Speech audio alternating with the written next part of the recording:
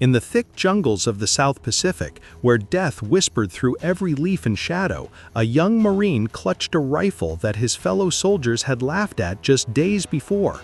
They had mocked him relentlessly, calling him a fool for trusting his life to a weapon bought from a catalog, a cheap piece of mail-order metal that seemed more suited for hunting rabbits back home than fighting the most dangerous enemy snipers the world had ever seen. But as the sun set on the fourth day of brutal combat, those same men who had ridiculed him now stood in silent awe, staring at the quiet marksman who had just accomplished what seemed impossible. 11 Japanese snipers, each one a trained killer who had terrorized American positions for weeks, now lay dead in the jungle, all felled by precise shots from that very same mail-order rifle. This is the story of how mockery transformed into legend, how a simple farm boy with an inexpensive rifle became one of the most feared marksmen in the Pacific Theater, and how determination and skill proved that the worth of a warrior is never measured by the cost of his weapon, but by the courage beating in his heart and the steadiness of his hands when death surrounds him on every side. Long before the world would know his name, long before enemy soldiers would learn to fear the crack of his rifle, he was just another boy growing up in the hard soil of rural America during the Great Depression. His family owned little more than a struggling farm, where every meal required either skill with a rifle or an empty stomach as punishment for poor aim. His father had taught him to shoot almost as soon as he could walk, not for sport or recreation, but because survival itself demanded it.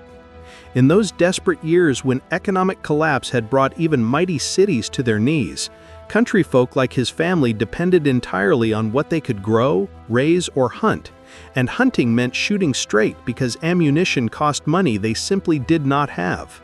Every bullet had to count, every shot had to bring down game, and there was no room for waste or error when your family's next meal depended on your marksmanship. He grew up walking the woods alone with an old rifle that had belonged to his grandfather, learning to read the forest like other children learn to read books. He studied how the wind moved through the trees, how animals behaved before storms, how to move silently across fallen leaves, and most importantly, how to become invisible in plain sight.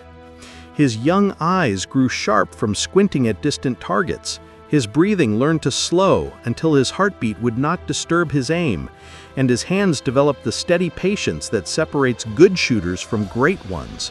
By the time he was 12 years old, he could drop a running rabbit at 50 yards with iron sights, could track a deer through terrain that would confuse grown men, and could wait motionless for hours until the perfect shot presented itself.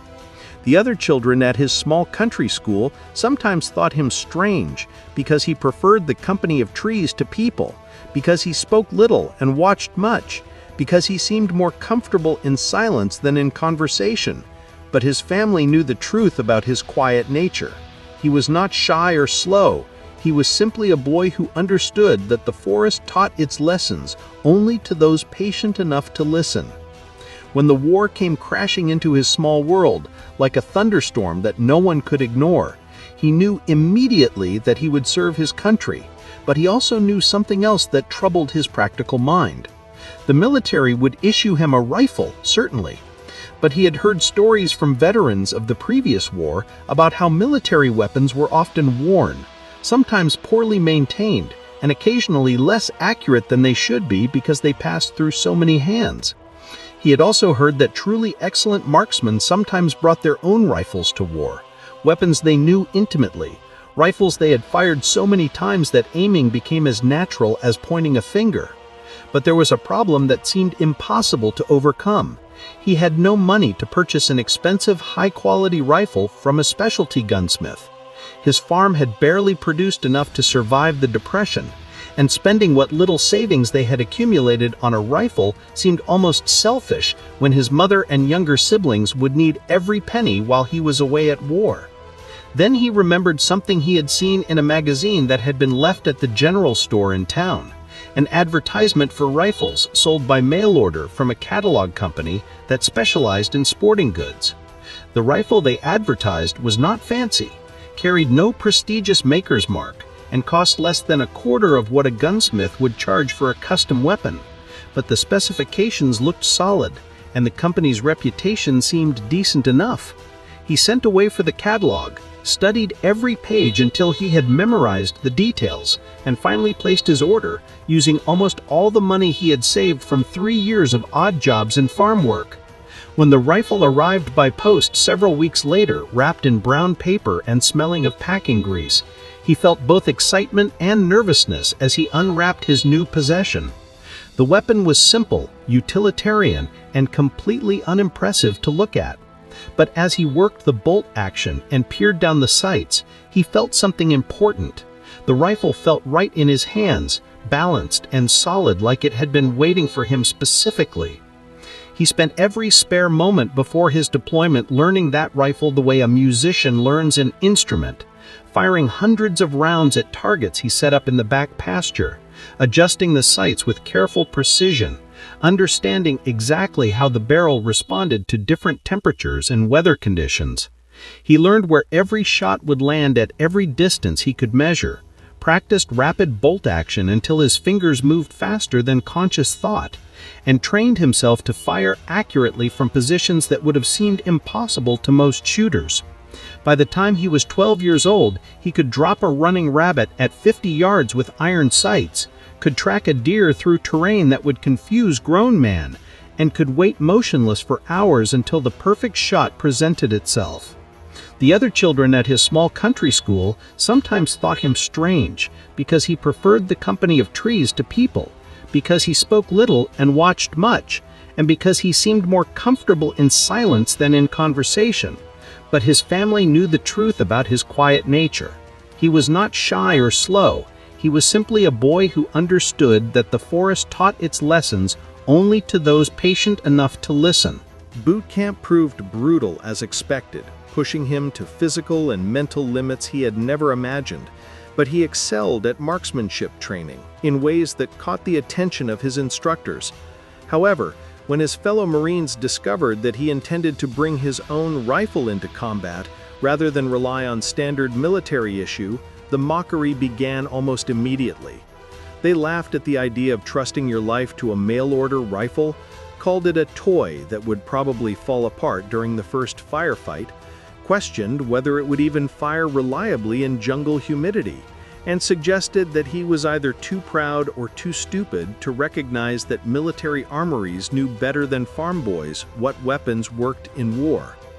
Some of the ridicule was good-natured teasing among young men facing uncertain futures together, but some of it carried genuine contempt from soldiers who viewed his choice as disrespectful to military tradition and foolishly dangerous to himself and those who would fight beside him. The worst criticism came from soldiers who considered themselves expert marksmen based on qualifying scores at the rifle range, men who had grown up in cities and learned to shoot in controlled environments with perfect lighting and no pressure beyond hitting paper targets. They could not understand why anyone would reject a weapon produced by military contractors and tested by professional armorers in favor of something ordered from a catalog like a fishing rod or a set of tools. They made jokes about whether he had also mail-ordered his courage or if his boots came from the same catalog,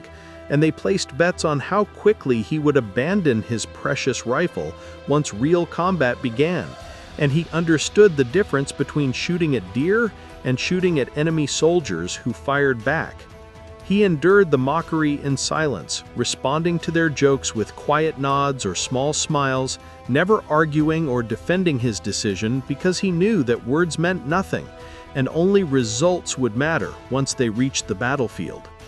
His commanding officers were initially skeptical about allowing a non-standard weapon into combat, citing concerns about ammunition compatibility, maintenance support, and unit standardization. But after watching him consistently outshoot every other man in his unit during qualification exercises, hitting targets at distances that stretched far beyond what was normally expected, they reluctantly granted him permission to carry his mail-order rifle into combat, with the understanding that if the weapon failed or caused any problems, he would immediately switch to standard military issue. He agreed to their terms without hesitation, because he knew his rifle would not fail him, knew that the bond he had forged with that weapon through countless hours of practice was stronger than any skepticism or regulation. As his unit prepared to ship out to the Pacific Theater, heading toward islands whose names most of them could not even pronounce yet, he carefully cleaned and packed his rifle one more time, checking every component with the practiced hands of someone whose life would soon depend entirely on the reliability of metal, wood, and his own skill. The Pacific Theater was unlike anything the young Marines had imagined during training, a nightmarish landscape where the jungle itself seemed like a living enemy determined to kill them through heat, disease, exhaustion, and madness before Japanese bullets ever found their mark. The humidity clung to everything like a wet blanket that could never be removed, rotting boots from the inside out, turning minor cuts into infected wounds, and making it impossible to keep weapons properly dry no matter how carefully they were maintained. The jungle grew so thick in places that visibility extended only a few yards in any direction, creating a claustrophobic green hell where danger could be lurking just beyond the next tree, but remain completely invisible until the moment bullets started flying. Poisonous insects swarmed in clouds that made sleep almost impossible. Snakes dropped from branches onto soldiers passing below, and diseases spread through the ranks with terrifying speed, sometimes killing more men than enemy action. But worst of all were the Japanese snipers, highly trained specialists who had perfected the art of jungle warfare and turned it into a weapon of psychological terror that broke down American morale more effectively than any frontal assault. These were not ordinary soldiers taking opportunistic shots from convenient hiding spots, but dedicated marksmen who had spent years training specifically for combat in tropical environments, learning to tie themselves high into tree canopies where they could remain motionless for days, studying camouflage techniques that made them virtually invisible even when American soldiers looked directly at their positions, and developing patience that allowed them to wait hours for a single perfect shot at a high-value target. They would kill American officers first, then medics who tried to help the wounded, then radio men who called for support, systematically destroying unit leadership and communications while remaining completely hidden in the jungle's dense foliage. His unit suffered from sniper fire almost immediately upon landing, losing 3 men in the first 2 days to bullets that seemed to come from nowhere, fired by ghosts who vanished before anyone could locate their positions. The psychological impact was devastating because the Americans never saw their tormentors, never knew which tree or bush concealed the sniper until the shot was already fired and another Marine lay bleeding in the mud. Men became paranoid, jumping at every sound, afraid to move forward or backward, trapped in a terror that ate away at combat effectiveness far more than the actual casualties inflicted. The unit's officers tried various tactics to eliminate the sniper threat, spraying entire areas with automatic weapons fire in hopes of hitting unseen targets, calling in mortar strikes on suspected positions, even burning sections of jungle with flamethrowers. But nothing worked because the Japanese snipers were too skilled, too patient, and too well hidden. On the morning of the 3rd day after landing, after another Marine had been killed by a sniper none of them could locate despite searching the area for hours, he approached his commanding officer with a request that was both simple and audacious. He asked for permission to hunt the Japanese snipers alone, using the skills he had learned in the forests back home and the rifle that everyone had mocked. His lieutenant initially dismissed the idea as suicidal, pointing out that the Japanese snipers were professionals with years of training, while he was just a farm boy who had been in combat for less than a week. But he persisted with quiet insistence, explaining that the tactics being used were all wrong because they approached the problem like conventional warfare when it was actually a hunting problem that required a hunter's mindset. He argued that large groups of soldiers moving through the jungle would always be detected by alert snipers, that suppressive fire wasted ammunition while accomplishing nothing, and that the only way to defeat an invisible enemy was to become equally invisible and more patient. Something in his calm certainty, or perhaps the desperation of losing men to an enemy they could not fight effectively, convinced his lieutenant to authorize what amounted to a solo hunting expedition into the most dangerous terrain imaginable. The other Marines thought he had lost his mind, that fear and jungle madness had broken his judgment, and many predicted he would be dead before nightfall, killed by the very snipers he intended to hunt. Some felt guilty about their earlier mockery, worried that their ridicule had pushed him into attempting something suicidal to prove himself, while others simply shook their heads at what they saw as pointless bravado that would accomplish nothing except adding one more name to the casualty list. He checked his mail-order rifle one final time, loaded his pockets with ammunition, filled his canteen, and walked into the jungle alone, carrying nothing else except a knife and the knowledge passed down from his father and grandfather about how to move through wild places without being seen or heard. The jungle swallowed him within seconds, his camouflaged form disappearing into the green maze as completely as if he had never existed. What happened during the next 4 days would become the subject of intense speculation, wild stories, and eventually legend, but the simple truth was that he applied everything he had ever learned about hunting to the deadly game of combat. He moved through the jungle the way he had moved through the forests of his childhood, placing each foot carefully to avoid snapping twigs or rustling leaves, pausing frequently to watch and listen, using every sense to build a mental map of his surroundings. He studied the patterns of birds and insects because he knew that wildlife fell silent when danger approached, meaning areas of unusual quiet often indicated human presence.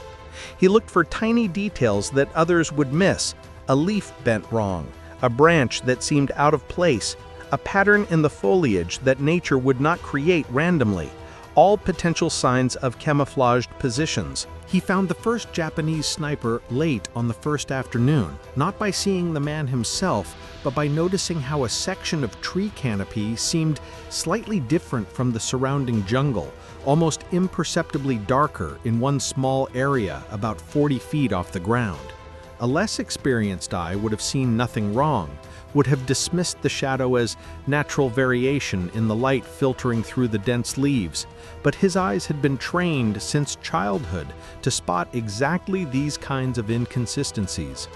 He moved into position with glacial slowness, taking more than an hour to cover 50 yards, because any sudden movement would alert his quarry and transform hunter into hunted in an instant.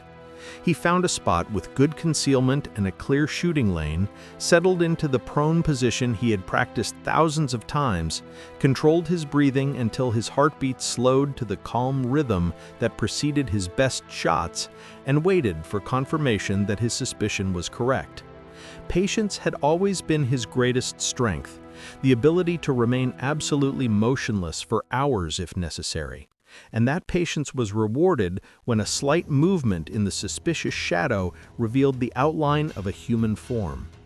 The Japanese sniper was positioned in a harness that supported him in the tree branches, camouflaged so expertly that even now, knowing exactly where to look, the target was barely distinguishable from the surrounding foliage. He made minute adjustments to his aim, calculating distance and the slight downward angle, compensating for the humid air that affected bullet trajectory differently than the dry conditions back home. His finger took up slack in the trigger with the gentle pressure of long practice, and then the mail-order rifle spoke with a sharp crack that echoed through the jungle. The Japanese sniper jerked violently in his harness, killed instantly by a bullet that had traveled precisely where intended, and then hung limp in the tree, no longer a threat to American Marines trying to advance through the deadly terrain below. He did not celebrate or even feel particular emotion about taking a human life, understanding that this was simply what war required, and that the enemy sniper would have killed many more Americans if allowed to continue operating. Instead, he immediately relocated to a new position because he knew that the sound of his shot would have alerted any other Japanese soldiers in the area to his general location. He moved parallel to his original position for about 200 yards before finding another concealment spot, and then he waited again with the endless patience that had become second nature. His instincts proved correct when about an hour later a group of Japanese soldiers arrived at the area where he had fired from, searching for the American sniper they now knew was hunting their own snipers. He counted 6 enemy soldiers moving through the jungle with tactical competence, spreading out to cover more ground, but still close enough to support each other if they located their target. He remained frozen in his hiding spot, not even breathing deeply, as they passed within 20 yards of his position without detecting him.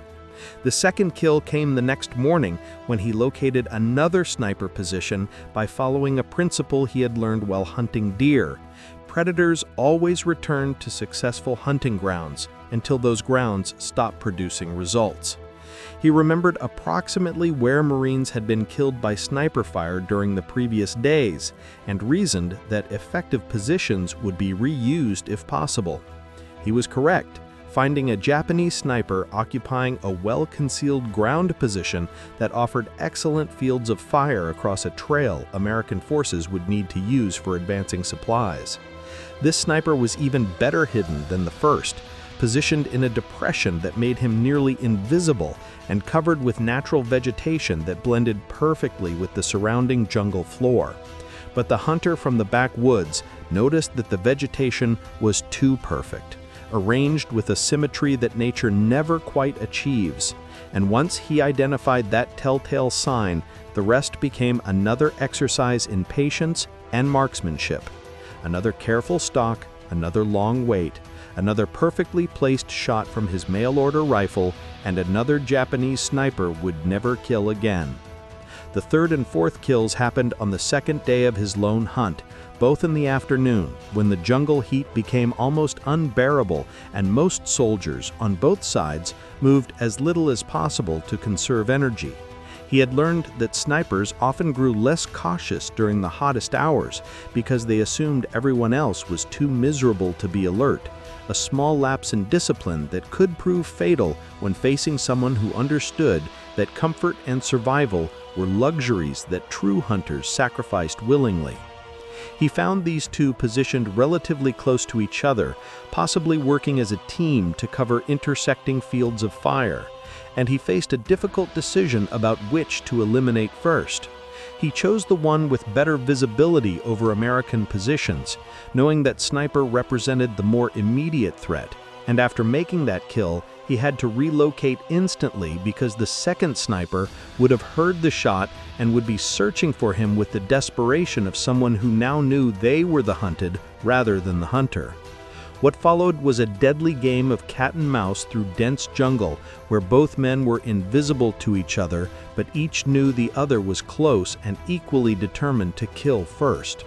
He used every trick his grandfather had taught him about evading game that had been alerted to a hunter's presence, backtracking through his own path to confuse any tracking attempt, moving through a stream to eliminate scent and footprints, climbing a fallen log to gain a slightly elevated vantage point. It took him 3 hours of nerve-wracking maneuvering before he finally spotted the second Japanese sniper, who had positioned himself in what he thought was a secure overwatch position, but had unknowingly silhouetted himself against a patch of lighter foliage. The mail-order rifle cracked again, its report now becoming a sound that Japanese soldiers in the area had begun to fear because it meant another of their most skilled fighters had just died. By the third day, word of the lone American sniper had spread through both sides of the conflict, though for vastly different reasons.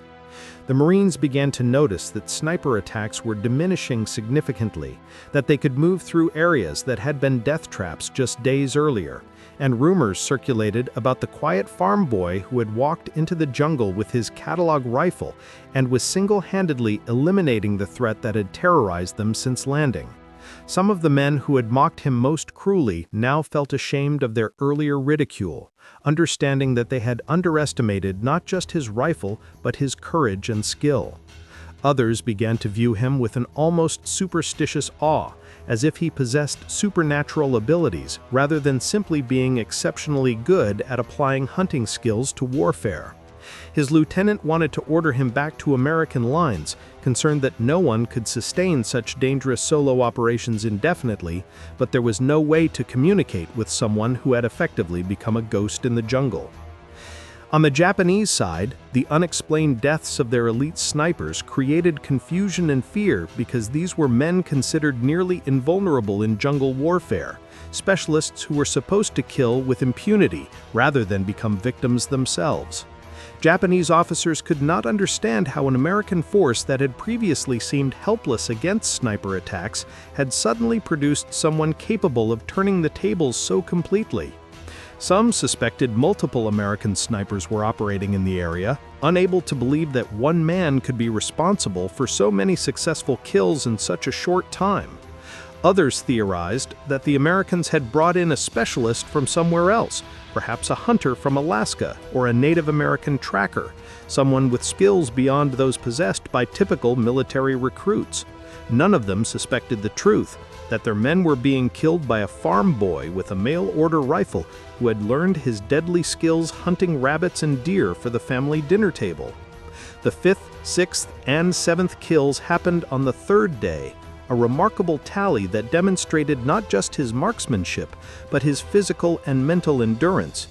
Moving through the jungle in constant danger, maintaining the alertness required to spot camouflaged enemies before they spotted him, enduring heat, thirst, and exhaustion without compromising the patience that successful hunting demanded. All of this required a level of determination that went far beyond normal human limits. He found one sniper by following the man's tracks, reading the bent grass and disturbed earth the way most people read road signs, trailing him for nearly a mile before catching up when the Japanese soldier finally settled into what he thought was a secure position. He located another by pure deduction, studying a topographic map he had memorized and identifying which elevated positions would offer the best commanding views of American supply routes, then checking each location systematically until he found his quarry. The 7th kill was almost accidental, an encounter with a Japanese sniper who spotted him at nearly the same moment he spotted the enemy, resulting in a split-second duel where his faster reflexes and countless hours of practice made the difference between living and dying. On the morning of the 4th day, he was exhausted in ways he had never experienced, his body depleted by minimal sleep, inadequate food, constant stress, and the physical demands of moving through brutal terrain while maintaining combat readiness every moment. He had consumed all his rations, his canteen was nearly empty, and he knew that he should return to American lines before his deteriorating condition compromised his effectiveness and got him killed. But he also knew that several Japanese snipers were still operating in the area, still killing Marines who depended on him to eliminate the threat, and his sense of duty outweighed his body's demands for rest and safety. He pushed deeper into the jungle, into areas where American forces had not yet penetrated, following instincts and signs that told him he was getting close to something important. What he found was more than he had expected, a carefully constructed sniper nest that clearly served as a semi-permanent base for multiple Japanese snipers, with supplies, ammunition, and equipment for maintaining weapons, and even a small shelter for protection from the worst jungle downpours. He realized he had stumbled onto a major operational position, probably the command post for the sniper teams that had been harassing American forces since the landing. He faced a critical decision with enormous consequences either way. He could return to American lines and report the location, allowing for an organized assault that would eliminate the position with multiple soldiers and supporting fire, which was the tactically sound choice that any military manual would recommend. Or he could attempt to eliminate whoever was occupying the position himself, which was extraordinarily dangerous but would prevent the Japanese from abandoning the site if they suspected it had been discovered, and would immediately stop any operations being conducted from this location. His hunter's instinct made the decision for him, because he knew that the moment he left to report the position, the advantage would shift back to his prey, who would detect signs of his presence and relocate before any American assault could be organized. He studied the sniper nest from concealment, counting at least 4 Japanese soldiers present, all of them almost certainly snipers based on the specialized equipment visible in the camp.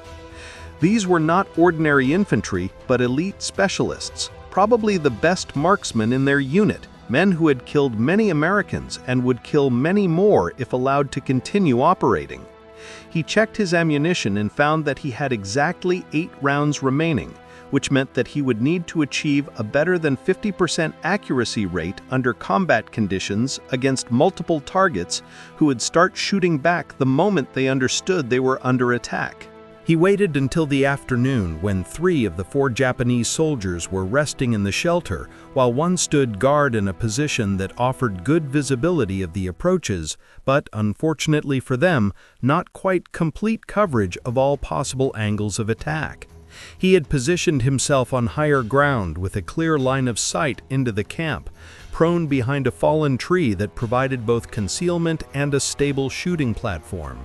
He controlled his breathing, allowed his heartbeat to settle into the calm rhythm that preceded his best shooting, and squeezed the trigger. The guard dropped instantly, killed before he could cry out a warning, and the mail-order rifle's sharp report announced to the remaining Japanese soldiers that they were under attack from an unknown direction. What followed was chaos and precision intertwined, terror and training colliding in seconds that would determine who lived and who died.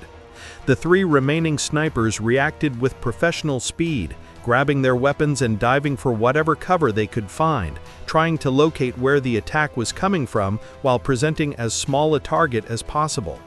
He fired his second shot and saw another Japanese soldier fall, wounded but not killed, screaming in pain and alerting the others to his approximate direction. His third shot missed entirely as one of the snipers rolled behind equipment just as he fired, and he cursed himself for wasting precious ammunition. The wounded soldier continued screaming, and one of his companions made the fatal mistake of moving to help him, exposing himself for just an instant, but that instant was enough. The 4th shot struck true, and now only 2 Japanese snipers remained alive in the camp. These final 2 were the most dangerous because they had located his position and were returning fire with impressive accuracy considering they were shooting at a partially concealed target while under extreme stress. Bullets cracked past his head and smacked into the log providing his cover, close enough that he could feel the displacement of air as rounds narrowly missed killing him. He could not stay in his current position much longer because the Japanese snipers were adjusting their aim with each shot, walking their fire closer to where he lay, and within seconds they would land a hit that would wound or kill him. He fired his 5th shot at a muzzle flash and heard a satisfying cry that told him he had hit his target, though he did not know if the hit was fatal or merely wounding. 6 rounds gone, 2 remaining, and at least 1 enemy sniper definitely still active, and possibly 2 if his last shot had not been immediately fatal. The situation had deteriorated from a controlled hunt into desperate combat where his advantages of concealment and surprise had evaporated, replaced by a straightforward gunfight where the slightest mistake would mean death. The remaining Japanese sniper was firing methodically now, no longer panicked, but settling into the professional calm of a trained marksman who understood that accuracy mattered more than speed.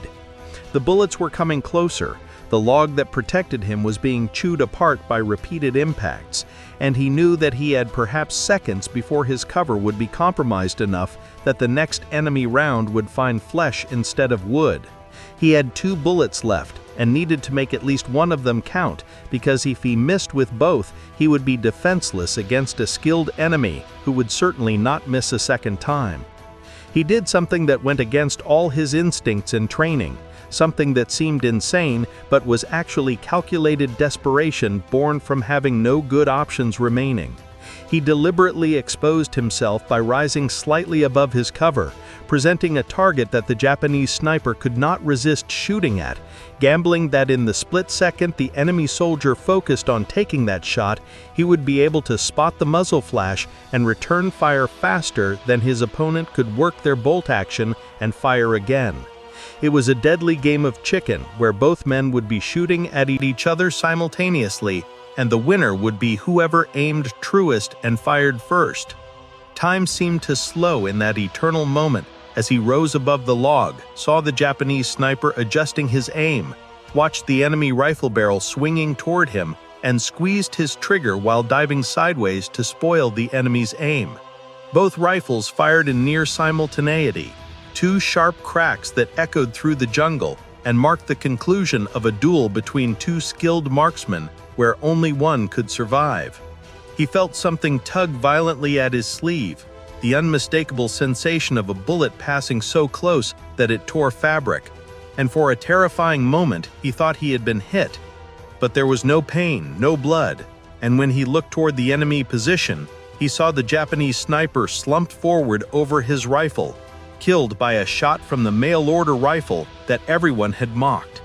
The camp fell silent except for the groaning of the one wounded Japanese soldier who still clung to life, and he remained frozen behind his log for several more minutes, waiting to see if anyone else was present that he had not accounted for during his initial surveillance.